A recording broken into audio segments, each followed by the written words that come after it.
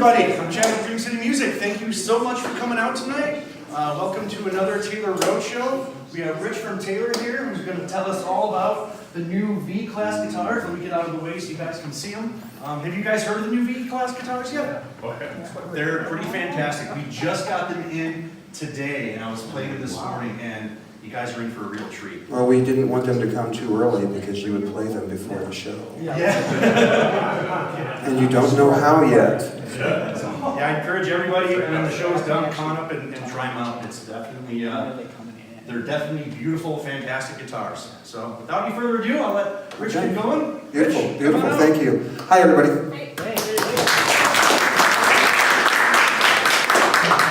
Okay.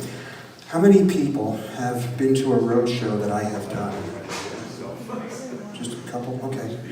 And we call this a road show, but you know what? We can probably turn this down just a little bit. The volume's just a little bit hot. Seems like I'm whispering.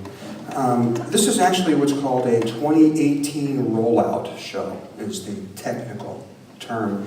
And what we're doing is we're going to talk about all of the new 2018, I think it's channel 2. All of the new, is that better? Yeah. Okay. As long as you can hear me okay, because this is my third show this week. I have another show tomorrow night, another one Friday, and I'll lose my voice if I don't use a microphone. I know we're close. I have to do this.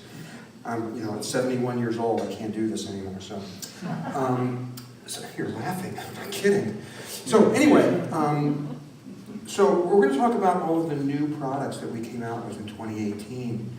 And so we know that you're here for V-Class, but you're just going to have to wait till 10, and we will get there.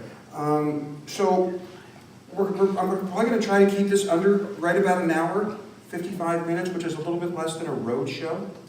But I do, if you have some questions, please let me know. Get my attention. The only thing I ever ask about questions is please keep it on the topic we're talking about. If I'm talking about a V-Class Koa, don't ask me about my electronics. It's like, come on, guys. So a little bit about me, for those of you that don't know me, Rich Casciato. I am the only Taylor employee that does not live in El Cajon, California. I live in the Midwest, and I understand your weather, and I'm with you. So I live in Des Moines, and I'm a district sales manager for Taylor, and I cover 9 states in the Midwest. I have about 85 dealers that I deal with, and some of those evil empire stores that start with a G and end in a C that I work with a little bit. A little bit about me. I've been playing guitar for 51 years. I turned pro when I was 14. I'm in 2012 inductee to the Iowa Rock and Roll Hall of Fame, and I've won the Guitar Center King of the Blues 3 years in a row. So I've been around guitars for a little while. So hopefully I can give you some of that knowledge that we have. And, I think that without further ado, let's just break into this thing and what it is that we're doing. So Taylor, 43-year-old company now, where we still have our original owners, Kurt and Bob, that are around most of the time. As most of you know that follow Taylor, Bob has pretty much passed the torch of guitar design to Andy Powers, who's our new master luthier, and Andy joined the company in 2011. And Bob is doing his work in forestry. What turned out to be a starting of let's save the world of ebony, the world's ebony has turned into forestry. And it's an absolutely amazing story of what he's doing, and I urge you to watch the YouTube videos of what Bob is doing. So I want to make sure that I really kind of hit each and every one of you of where, what tidbits of information you're hoping to find. So I'm going to ask one question, and I need you to raise your hand high if this is you. Who doesn't play guitar in this room? Come on, get them up. There's 2 that won't raise their hands. 3, you play. Okay, I remember you, I think. Yeah. Yeah, okay. So there's a couple. So what I hope to bring, so you're obviously with guitar players. Okay, so what we call you are the enablers. Yeah.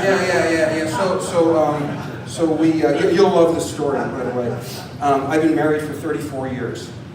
And as my wife and I were, before we were married, we were getting to know each other. And it was beginning to get a little bit serious. And And I said, look, there's a couple of things you got to know about me. And she said, oh my God, you know, what's coming? You know, is your picture in the post office or what? You know? And I said, look, I buy cars and I buy guitars. And I said, the only thing I can tell you is I probably won't ask before I buy it.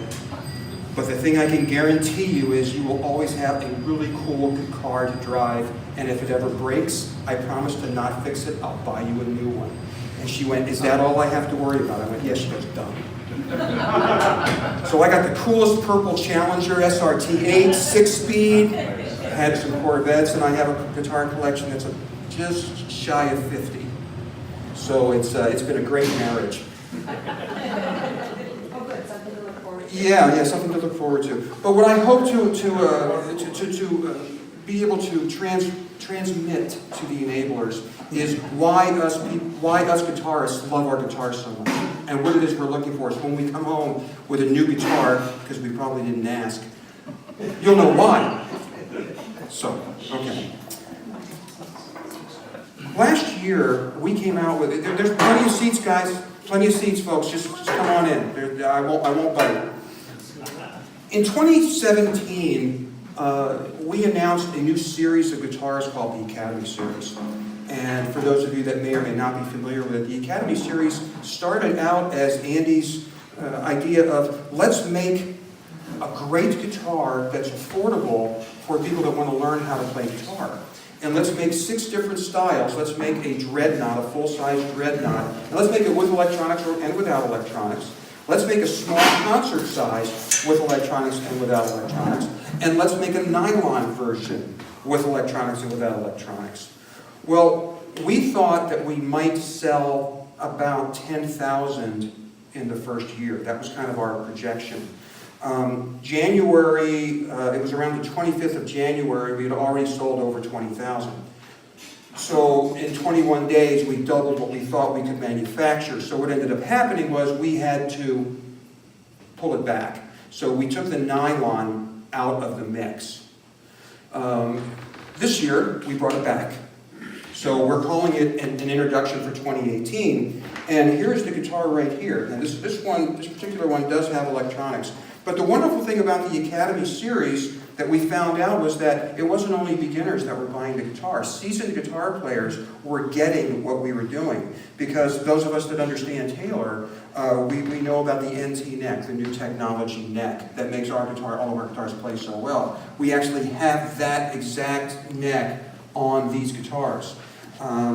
We also have on the nylon string particularly, it's very interesting, is that this is a Lutz spruce top. And normally the Lutz spruce top is reserved for our 700 series guitars, our $3,000 and up. And it's on this guitar right here.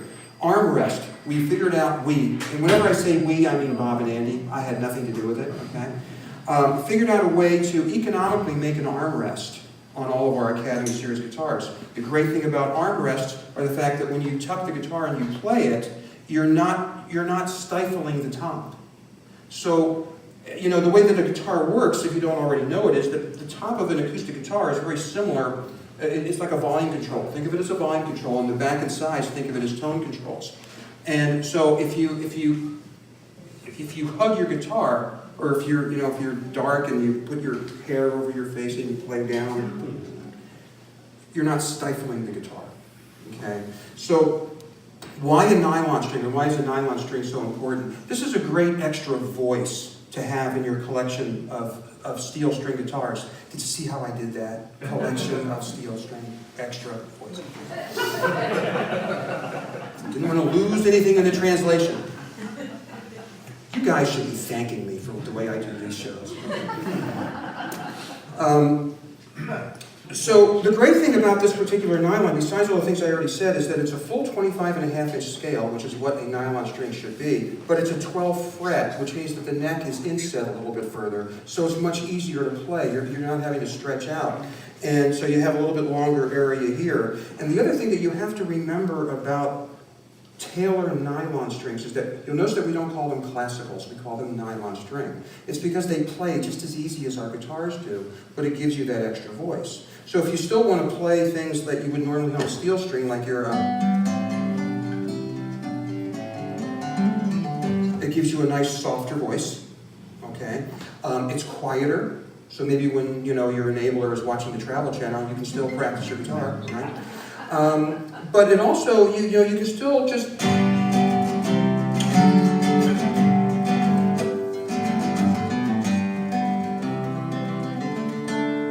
It's still a great voice, it's soft, it's pleasant, you can still play your Songs of Swing if you want. Actually, it's kind of funny, I did a nylon string flamenco version of Songs of Swing, and I threw it on my Facebook page. And suddenly, it got all over the country, and it's had like 8,000 hits. And everybody's saying, do you have that from tablature? I go, I made it up on the fly. What the heck are you talking about? Do I have tablature for it? But I did it on a nylon. So it's really fun to pull all of these really cool old songs and play them on a nylon string. It's so much fun. So, a great guitar to have in your collection. And like I said again, you can have it with electronics or without. It's a great guitar to have in your family room, in your studio. So don't forget the Nylon Academy. The next thing that I'll talk about that's new for 2018 is, and I'll just kind of go up in series, is this guitar right here. Now, this guitar is in our 300 series and 12 string. This is our smallest body shape that we make. It's a concert size. It is also a 12 fret. So again, we have, for those of you that have been to the road show, we've talked about the body shapes. The 12th fret is the neck goes down, which makes the bridge further away. It puts the bridge in the larger part of the bout, here, the lower bout. And since this is where the string energy takes place, this is where the transference going on here, it gives the guitar a little bit of an extra push in the low end. So people look at a guitar like this and they go, well, it's kind of it's a little tiny toy guitar. It's like, really? Ever seen Tommy Emmanuel? Okay. So, as Emmanuel, E-M.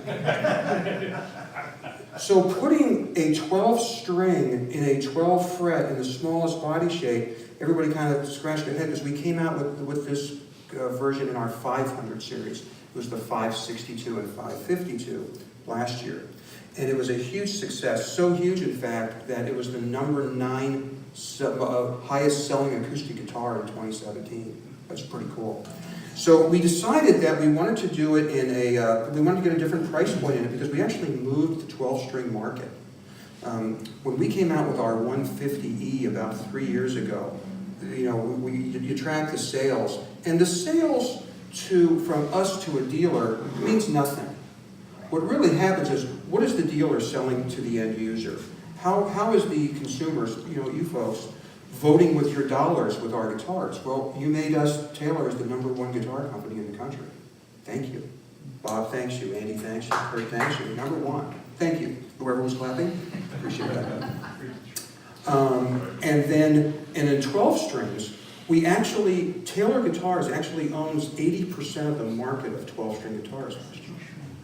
Could you imagine if you made something, maybe some of you work with a manufacturing company, and you somehow got 80% of your market? You'd kind of be doing like Balki's Dance of Joy. Right? For those of you that remember Balki and his Dance of Joy. Thank you. So what does the guitar sound like? You would never think that a small, tiny guitar would have such a big voice as that. And here, I'll just...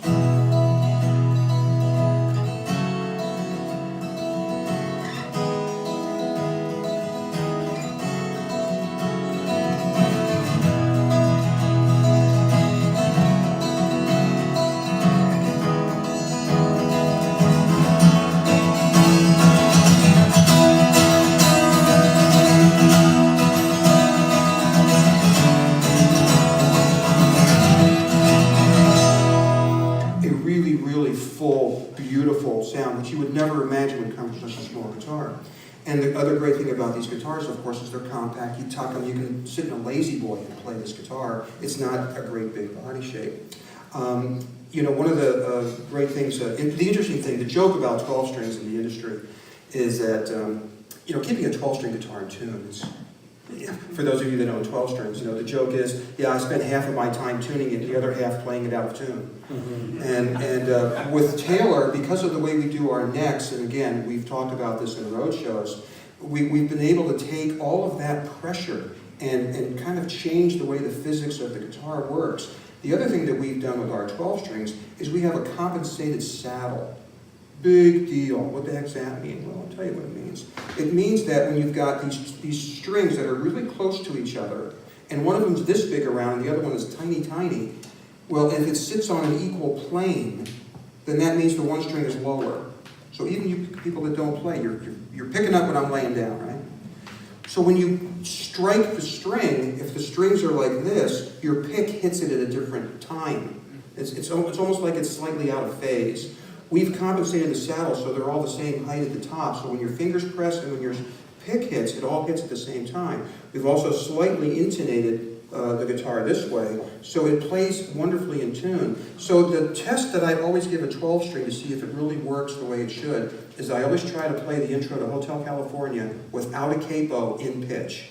So for those of you that know how to play the song with a capo, it's hard that way. Try it now without a capo. So we're going to try it and see what happens.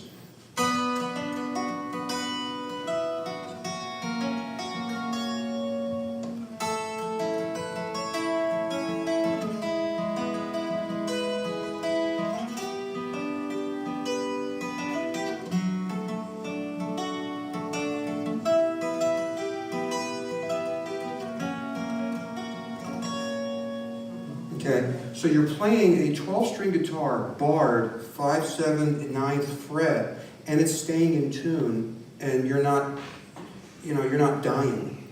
But I urge you, if you do this and you play a song like that, please give yourself the guitar face so people think it's hard.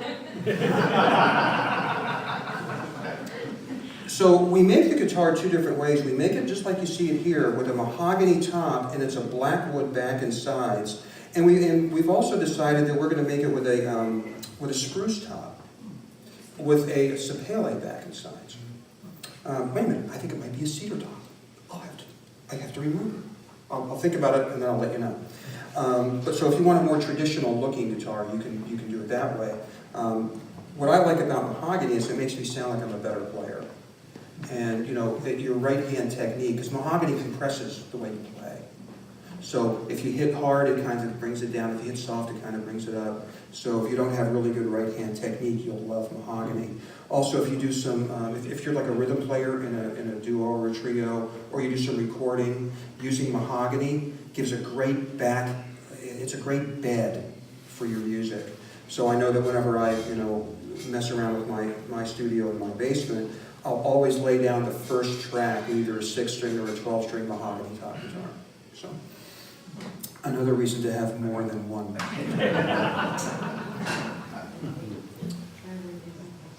Banking from the 300 series and going up, we did a little bit of a minor change to our 400 series for 2018. And what we did here was we had decided last year that we needed a solid back and side rosewood guitar that was a little bit, let's say, more price competitive than some of our other solid rosewood offerings. And it was just the fact that, how can we do a rosewood guitar at a great price point? Well, let's not do all the appointments of our 700, 800, 900 series guitars. And the 400 series is an extremely popular guitar. The 414 CE that had the open call back and sides is kind of a sleeper. It's like, it's kind of like everybody buys it, but they don't tell anybody they bought it. Open call has a really, really great tone to it that's a little bit different than rosewood. It has a sweeter upper mid to it that it really kind of draws you in. You don't know why. You strum the guitar and you go, man, what is it that makes that so neat? It's the open call. It's an African rosewood, if you're taking notes. But we wanted to do rosewood, so we said, let's just put rosewood on a 400. Let's keep the appointments the same. And we were going to offer the guitars at the same price. So choose open call, choose rosewood, and everything's great. What happened? CITES. Okay? Or if you're not, when I say CITES, if you don't know what I'm talking about, Suffice it to say that some group of people decided that they should put a limit on rosewood and that rosewood is endangered. And what they didn't know was that, well, they did know it. There's like 4,800 species of rosewood. And I think it's like 8 of them are the ones that are endangered. But they couldn't train everybody that in customs and stuff what those 8 of the 40-some hundred were, so they just called it rosewood. So it's kind of like the market went into a spin, rosewood prices went a little bit funny. So needless to say, what ended up happening is that it became a little bit expensive. So we couldn't do it at the same price anymore. So we go, okay, so how are we going to do this? Because we did such a cool thing. Well, we said, well, you know what, let's give them something else on the rosewood guitar. So we did a Renaissance inlay. So instead of just the dot, we gave you a custom inlay on the neck. And normally this inlay, if you were building a custom guitar through Taylor, it might be $300, $400. So we just went ahead and we put it on the rosewood things. So you could have a really beautiful, different looking guitar that's rosewood. And to give you an idea of what this guitar sounds like, so there's that sparkle high end of rosewood, the deep low end of rosewood, and the mid-range that kind of scoops. And the reason that you need to have rosewood in your collection is because if you're a singer, we communicate in mid-range. So you've got heavy bass, heavier bass, sparkle high end, and it gives your voice a place to live. So you'll find that you'll gravitate more to rosewood if you sing. Now, does that mean that you shouldn't sing with a mahogany guitar? That's not what I said. What I said is that if you're really listening, you might hear that. You might go, my mahogany is so sweet and has such great, perfect, that's fine. We're painting with broad strokes here. Okay, so if I strum this guy, oh, and I do know more than 4 songs, but for the sake of comparisons, you're going to hear the same thing a lot. Okay, so.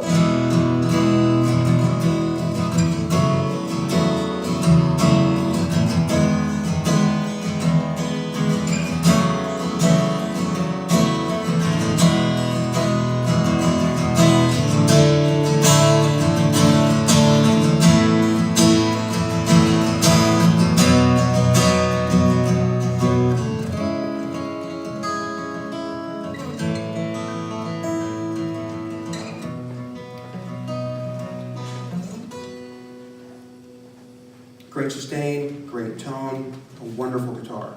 Okay, so if you're looking for that mid-priced rosewood, 414 CER. If you say, if you have the hearings of Bugs Bunny, because your ears are like, and you go, it's a little bit bright, then go for the 414 CE in the Ovenhole. And that's going to sweeten it up just a little bit. Okay? All right, so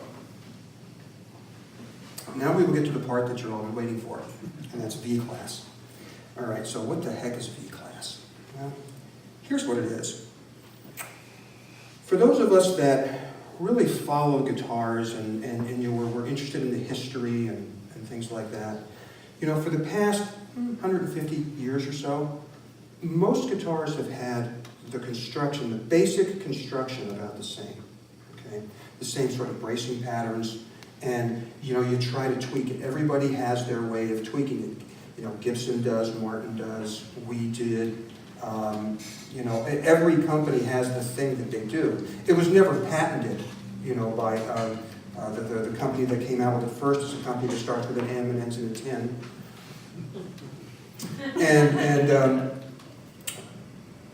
So as you look at the history of all of these things that are happening, and you look at the history of Taylor, let's paint a picture here a little bit. We look at when Bob Taylor began making guitars in 1974. He had a vision of, I want to be able to build a guitar that is serviceable, that is consistent, that plays better than any guitar out there. And if Bob was standing behind me, I think that he would agree that if I were to ask you, do you like Taylor guitars? And you'll go, and I think they're the best sounding guitar ever. I think Bob would probably go, well, that's nice of you to say, but I would rather you said, I have the best playing guitar, and the most serviceable guitar, and the guitar that over time is the most consistent playing, and if it isn't, I can fix it. It's very important. Could you imagine if you bought a car, and you couldn't open the hood, and you couldn't get underneath it, but you had to change the oil? and it would cost you $1,500 or $1,000 just to change the oil, to maintain your car. Well, a guitar is the same way. Guitars need maintenance, right? We all know that, for those of us who've been around a while. I'm looking at your ages. You've been around, some of you have been around a while. So, and if you want to maintain the neck and you want to do a neck reset, rather than spending $800, waiting 2 years, having somebody drill into your fretboard to get the thing apart, hot glue guns, and then they put it back together and you get it back, it's not the same guitar, it doesn't sound the same, it doesn't play the same. But you did the best you could. With our Taylor guitars, with our NT necks, these guys can reset your neck in 20 minutes, and it plays like the day you bought it. That's an amazing feat. These are the types of things that Bob did. So we pioneered the NT neck. We pioneered a whole new way of our best-selling guitar, our 800 series. We took the best-selling guitar, we stopped production, and we re-engineered it to make an even better guitar. We took our maple guitar, our 600 series guitar, and Andy realized that we were bracing them wrong. Now, it takes a lot of guts and a lot of, there's another word that just escapes me right now, but to say, you know what, we have a better way of doing this. And yeah, there's thousands of them out there, but one of the things that Bob says is that, Rich, and he told me, it was funny, he goes, you know that part at the very bottom of our catalogs and it says, specifications to change without notice? The reason that we do that isn't so if we can figure out a way to build a cheaper guitar, we'll do it. It's that if I can find a better way to build a guitar, that's exactly what I'm going to do. Now, some of the things that are interesting is that, here's a side note, this is free. Okay, I'm not going to charge you for this piece of information. We totally changed the bracing of our 300 series halfway through last year. We didn't tell anyone. We just said, you know what, we can make the guitar sound better. And we started doing that. Didn't tell a soul. And all of a sudden the phone started to ring. And I would get calls. Rich, I just got in this 314 CE today that we want. Is there something wrong with it? And we strummed it. It was like, I've got this diamond in the rough guitar. It's like, cool. Okay, that's great. And then more calls started. So I had to tell, okay guys, look, if it has this, you know it's got different bracing. That's all. We figured out a way to make it better. All right, so I said all of this to say this. It's kind of like, Your Honor, he's leading the witness. Yeah, I kind of am. Because what I'm trying to do is build a case that we don't do something if we don't really think it's better, and we don't think that we've already tested it enough to let it out, to let it go. For the past 7 to 10 years, Andy has said there's got to be a better way of bracing a guitar. Why? What's the problem? Well, every guitar is built with a compromise. The compromise is that the best sounding guitar is probably the guitar that's just about ready to blow up. Because it isn't braced, it's braced just enough to hold it together. And you strum it and it goes bang. It's like, that's the end of that one. But boy, it sounded good. Okay? The compromise is between volume and sustain because of the brace. It's holding the top a little bit too steady. Andy did everything he knew how to do. He shaved braces. He came up with the parabolic brace for the grand orchestra. There was all of these things that he did. He did everything he could to squeeze the last little bit out of the bracing of the guitar. And if you think about a guitar, here's what I want you to think about. A guitar is actually a translator. What are you saying, Rich? Here's what I'm saying, is that your fingers touch the strings and your string makes a frequency. And the guitar's job is to translate that frequency into a musical note. But the guitars became not a good translator. Why? Because of the compromise. If I want a lot of sustain, I have to build it really strong. Think about some of these electric guitars on the wall. Think about a Les Paul. Think about a Tele. Think about a Strat. It's like in Spinal. Who saw Spinal Tap? Everybody has seen Spinal Tap. You go, there's a Les Paul. Now, you hear that. See, it's still sustaining. Can you hear it? We'll come back in half hour. It's still going. Oh, it's still going, right? Because but you can't hear it until you amplify it. Okay? So, What's loud? Do we have any banjo players in here? One? Okay, I think I can take you. Okay. Banjos, loud, but no sustain. Bink, done. Next. Right? Because it's a drum head with strings on it. You don't think that's loud, folks? That's loud. That's why the dreadnought came into existence back in the late 20s. You know what the word dreadnought means, right? Battleship. It was the guitar that came into battle against mandolins and banjos. It was the only thing you could hear. All right. And he's tired of the compromise. There's got to be a way to build a guitar stronger. So here's what ended up happening. Through a period, through a bunch of happy accidents of watching the way water moves in the ocean and seeing how water can be disruptive or beautiful waves. When you consider a wave in the ocean is, it's like you're looking at a radio wave. Because a wave is a wave, and it moves like that. So in the ocean, it's more like seconds per wave, where in sound, it's waves per second, right? What if I can build a guitar that is braced this way? Okay, so the V brace comes down here. We build strength through the center line of the guitar, so we can build sustain. Because remember, the Les Paul solid body guitar has sustain. So here's my strength now, and I'm not stopping movement. I'm keeping it going here. Well, okay, that solved problem number one. But what about the volume? Because with volume, you need flexibility. The top has to be flexible, okay? I don't have to brace the sides as much now because my strength is down the center line.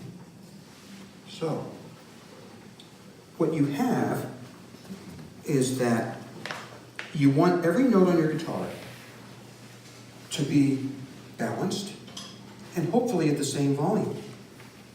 Think about a piano. Those great big strings at the bottom that are really long, and the little tiny strings on the top that are really short. And if you have a really good piano, and the guy goes, dun-dun, you should hear every note. That's hard to do. That's why pianos are shaped the way they are. I mean, you're trying to balance all this out. So the weakest note on a guitar is the E note on the G string 9th fret.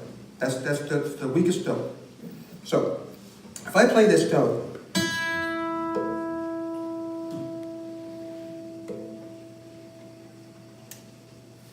still going. A guitar is not supposed to do that. Normally it would be, and it's done. Okay, it'll still ring a little bit, but it's pretty much done. So you can have all of these notes that now ring true.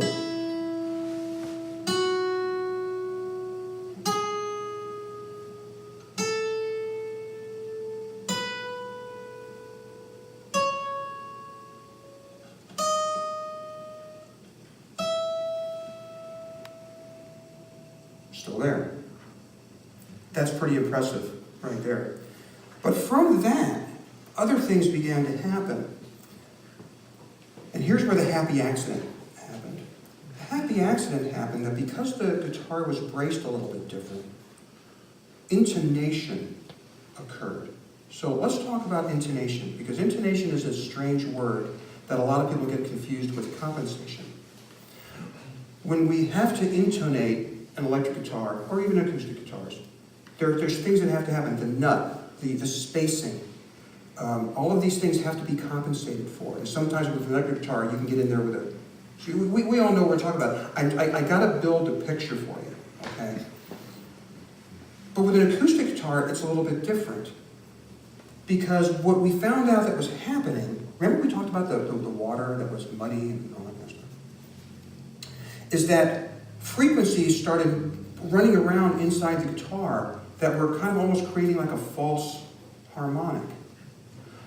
When he changed the bracing, it changed the way the movement of the notes were. It became order. So I'm gonna show you that, how that works in a minute. Let's just say I just played a Tommy Emmanuel song better than Tommy Emmanuel could ever play it, and I blew you away. What are you gonna do? Please clap and applaud. Please clap and applaud. Come on. All right. Now for my next song, I want you all to help me out, and I want you to clap with me. Okay. Now, that was exactly the same noise, but one was in order, and one was white noise. The guitar is now playing the frequencies in order, because that's what music is. Music is noise in order. So, for those of us that learned how to play the guitar, on page 7 of your Mel Bay primer, it taught you how to play a G chord. And the G chord is this. Us guitar players know that chord never works. If you tune a guitar with the headstock tuner and you play a G chord, what do you have to do? Who said mute the B? You gotta mute the, was it you? Mute the B. What the heck's he talking about? That note and that note.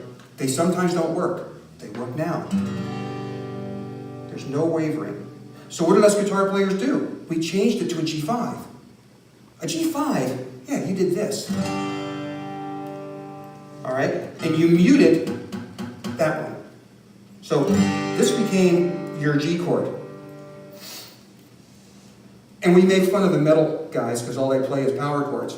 Guess what, guys? That's a power chord. Right? It's G, D, G, D, G. That's it. So you were playing a power chord, but that's a G. And now you can play it. So you can do things like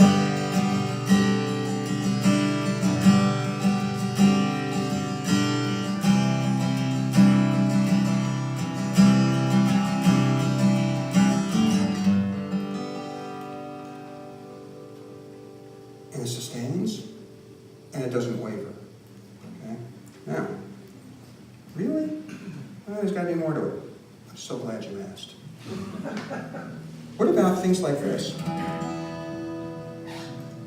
So I have open, open, open, 9th fret, 9th fret, 7th fret.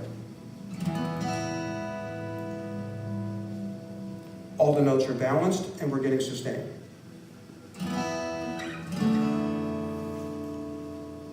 Even dissonant notes aren't wavering. Here's a good one. 4.5 octave stretch. Play an E note here. You're going to find yourself doing things that you wouldn't normally do just to test the guitar out. And suddenly you'll find you're a pretty good guitar player. I'm going to get right close to the mic here. This G sharp, compared to a low E note, are not wavering. It works. The guitar now works. The intonation, which by the way, intonation really means in tuneness, okay? If you've been watching any of the videos and Andy talks about it, it's like, if I'm a vocalist, I won't sing, I promise.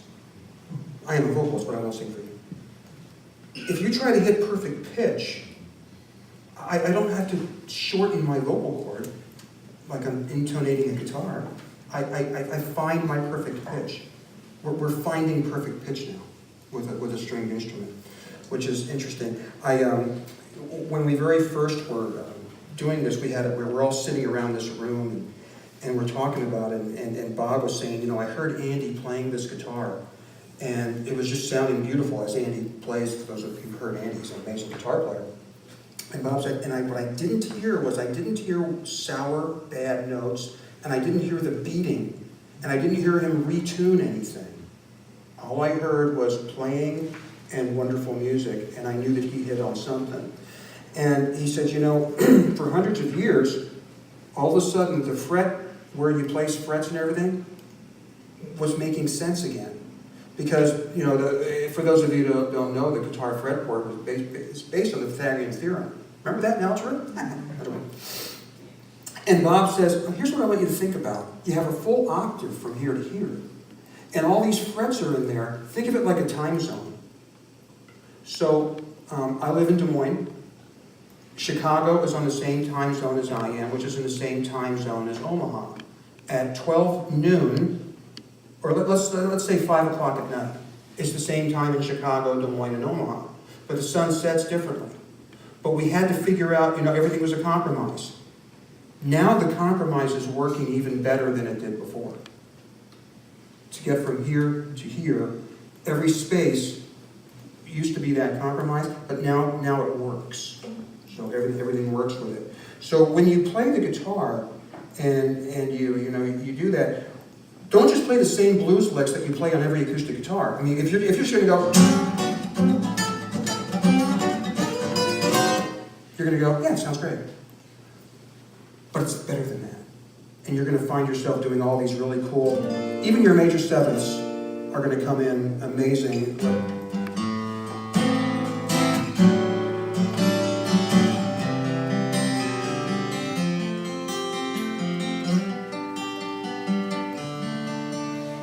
Right? So that is V-brace. And that's kind of the story of what's going on. So the guitar I'm playing right now, this is the Builder's Edition. And what's Builder's Edition mean? Well, Andy decided that if I'm going to do a guitar, thank you, sir. If I'm going to do a guitar that I want to have at a certain price point, what would I have on it?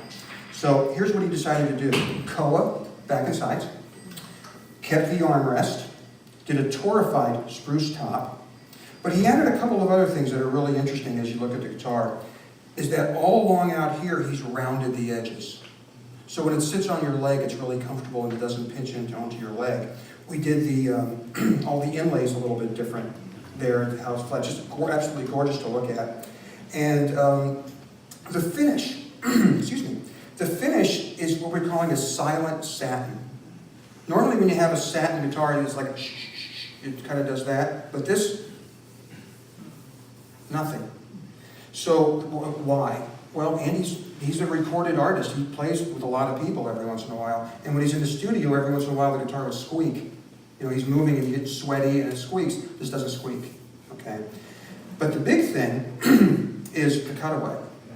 Now on this particular cutaway, what you're seeing here is it actually is almost like an arm rest, but it's a finger rest, all right?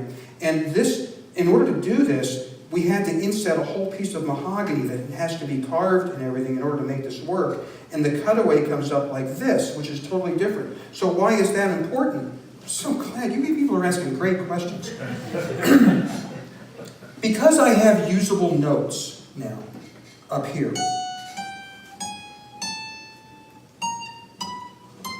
Do you see where my thumb is? Still back here.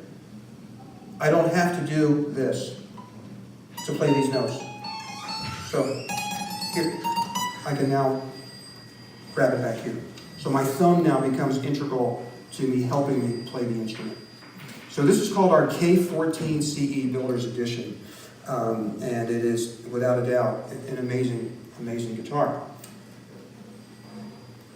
We did the V-brace in 4 guitars for this year. We did it in the one I just showed you, the K14 Builders. We did it in our 914 CE, right there. We did it in our Koa, our K24 CE, right there. And we also did it in a presentation, a PS14 CE, which is going to be an African ebony back and sides and just, you know, a sinker redwood top. We can only build 100 of those guitars a year, and they're already sold out until mid to late 2019. Okay? I'm pretty sure that Brian ordered one. I can't remember, so I'll have to check and see. But I think that we did order one. So you might see, if that's a guitar that you want, just tell them and, you know, we'll try to allocate it to you sometime. Okay? It gives you time to save up for it. So let's play this. Now, this guitar and this guitar, the 914 CE and the Builder's Edition, are exactly the same price.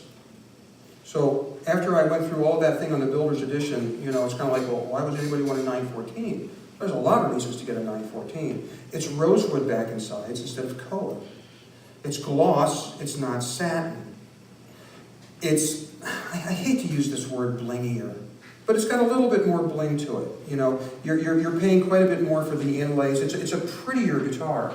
And I have to tell you, there's a lot to be said for that. I mean, you know, you have a pretty guitar and you have it hanging in your office or in your home, you want to pick it up. You want to play it. And if you like rosewood because you're a vocalist and you like to sing, you'll like the rosewood. So if you remember what that sounded like What you should hear when I do the same thing that I did here is that you should have a little bit pushed lower end, a little bit more on the upper end. What did I play? Oh, yeah.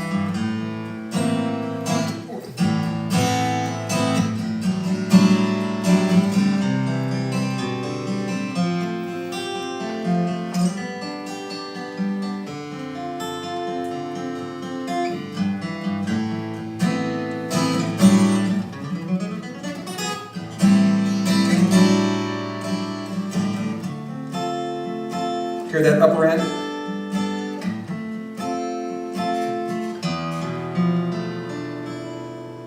Okay? You're waiting for it, aren't you? Yep.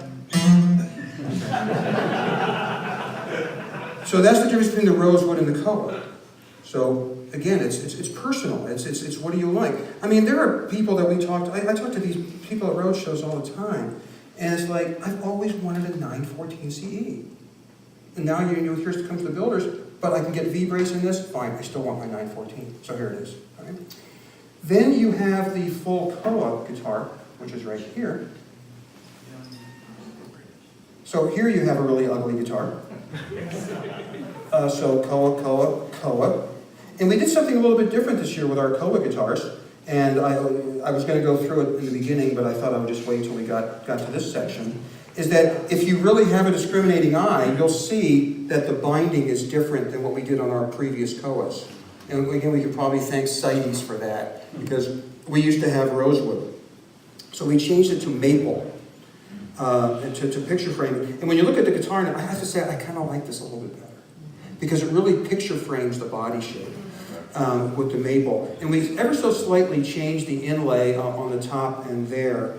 And here's what the koa sounds like. And again, I'll play you the same lick. Now you should instantly hear the difference in the upper end and the low end. What it did was it pumped a little bit more of the lower mid, and it flattened that part out a little bit. Okay.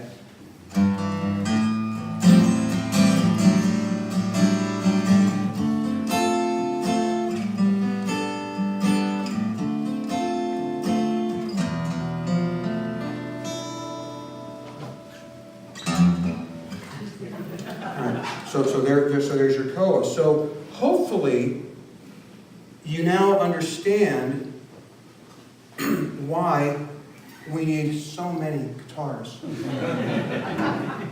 in our collection. Because they really do speak to us differently. And I think that, you know, it's a real interesting thing. And oh, my timing is actually pretty good. I alluded to you earlier that I have multiple guitars. You know, my collection is about 50, and electrics, acoustics. You know, I think I have 13 Taylors, but each one has its own personality, and every guitar that you have in your collection has its own personality. So somebody asked me last night. We did a show in Detroit. I did the show in Detroit last night. And they said, so are you telling me now that I need to get rid of my guitars, that they're not worth anything anymore because of this whole new thing? And it's like, no, you know, I did a bad job. I must have done a bad job. Because the idea is that these guitars are like our kids. You know, it's like, okay, maybe, I've got a favorite. No, I don't. Yeah, I do. No, I don't. Yeah, I do. No. But they all have their own personality. And there's no way that you wouldn't play certain guitars. But this is what I would say. I don't own a guitar that's as accurate as the V-Class. Okay? And that's all well and good, and it's fine. I did a show at Cream City Music in 2000, it was 2 years ago. And it was when the maple got redesigned. And you may remember, Chad, because you were standing right there. Yeah. And we were talking about the maple and what Andy had done to the bracing and the performance bracing and, you know, all these things we did to the maple. This guy standing, he's right by the door, he stands up and goes, are you telling me that the 614 CE that I just bought, and you know, you remember? I do. And I looked at the guy and I said, you know, in front of there was more people there. And I said, is the guitar sound just as good today as the day you bought it? Yeah. You fell in love with it when you bought it, right? Right. What's the problem? Am I not supposed to make a guitar better if I have the technology to do so? Of course I'm supposed to make it better. Okay. And this is the part that made him mad. I shouldn't have said it, but I did. I said, I have a C6 Corvette. And that darn Chevrolet, they came out with the C7. Those dirty, rotten pigs.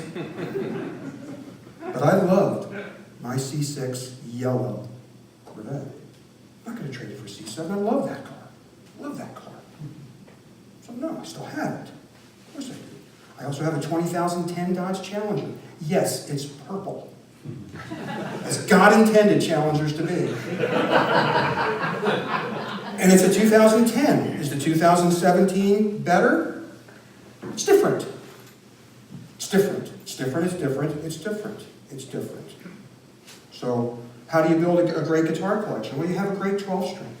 You've got to have a great 12-string. You have to have it. You have to. You should have a really cool nylon, just to add different voicing.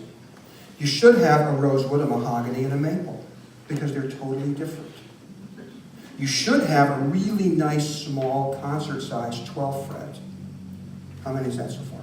I wish my wife could hear this. 8? Oh, you weren't here earlier when I went through the thing. Oh, no, wait, actually, what's your first name? Robert. Didn't Robert's wife call and say he could buy anything he wanted? I'm pretty sure. I'm sure of it, yeah. Her middle name is Taylor. Yeah, really?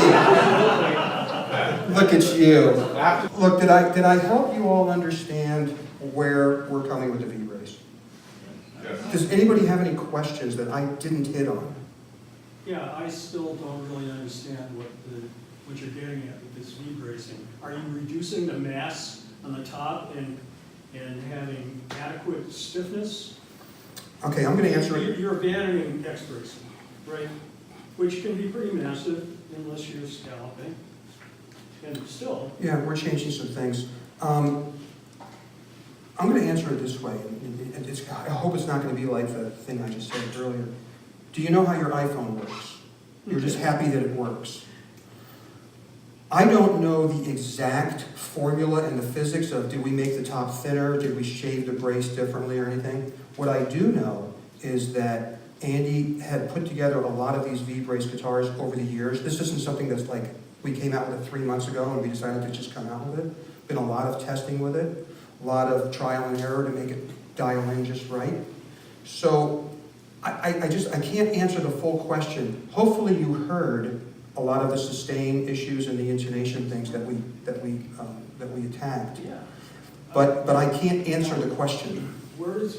Does the V meet at an apex at some point, or do? Actually, there's a photo of it online, and you can actually see exactly how that all comes together and does it. And we did patent this, so we're the only ones that can do it. Yeah. So you have a question. Could you say a few words about why they chose not to do the 814? Okay, so the question was, for those of you who can't hear it, was that can I say why we didn't do it to the 814? Why did we do it with the 9 and the color and stuff like that?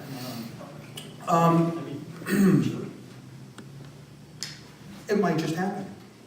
My understanding is that the 814 is the flagship series. The 814, yeah, And I've been thinking about buying one, and people say that the revamping that was done in 2014 was so great. it's amazing. And I can hear it when I play the guitar. Wow. So I'm wondering, is it because you don't want to mess with that? No. So here's the thing. When we redid the 800 in 2014, and Andy redid the bracing, we did the performance bracing. And then last year, if you remember, we did an 814 Deluxe.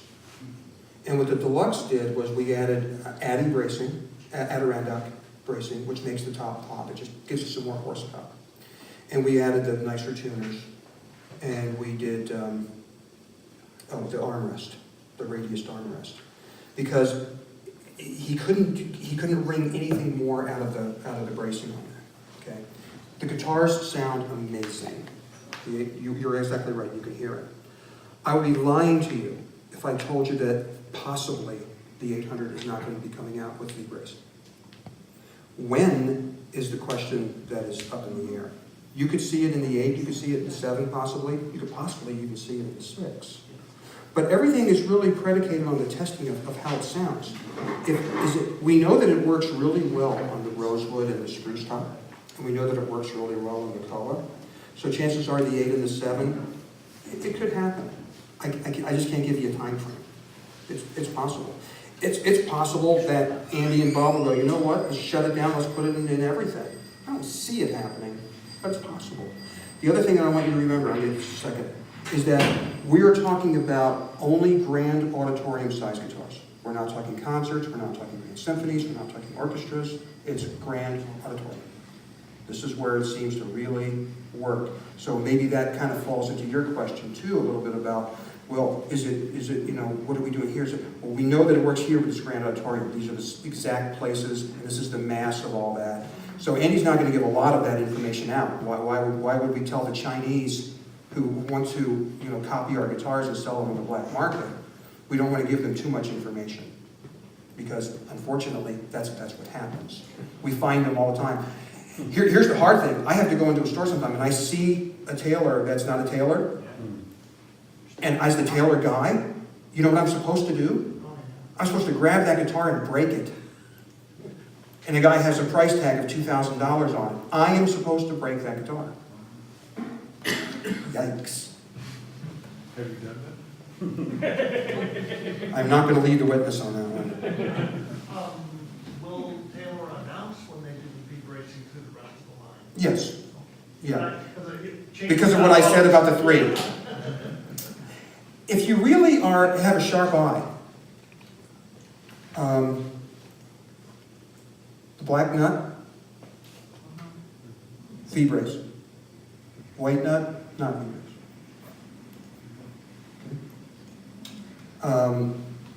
So that's just kind of a... Now, if you really know what you're looking at, you'll look inside and you'll see that the bracing doesn't do this. There's a piece that goes right along the, you know, straight along the bottom of the sound hole. Sure. On the 12 strings?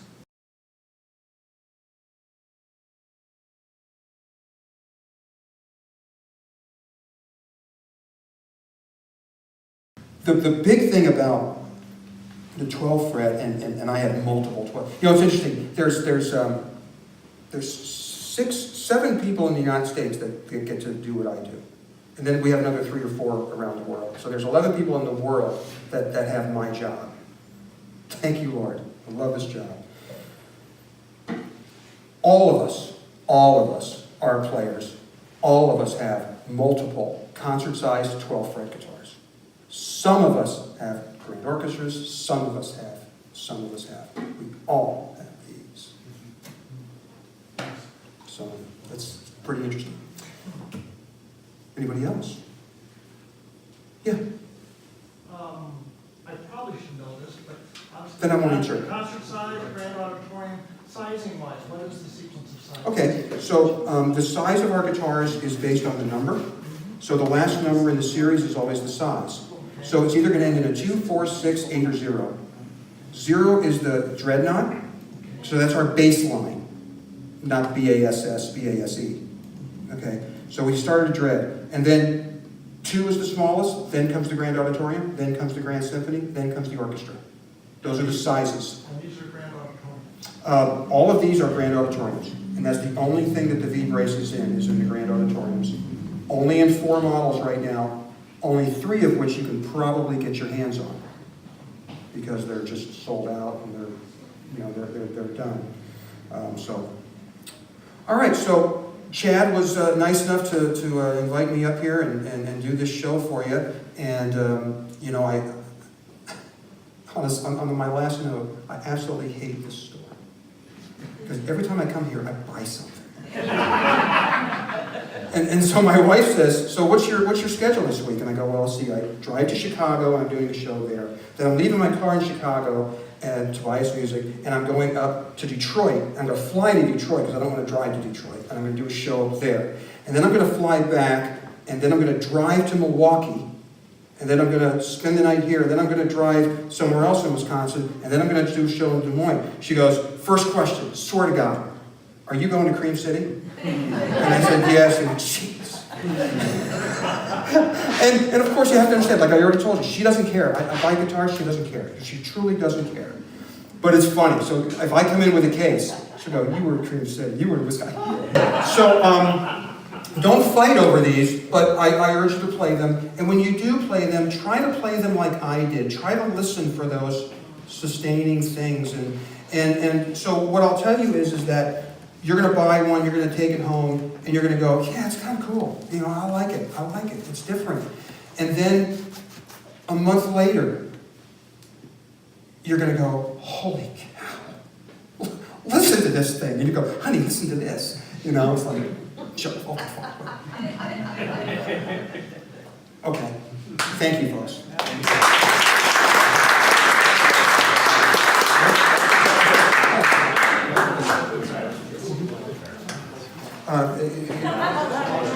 You want to see the orders too? It has nothing to do with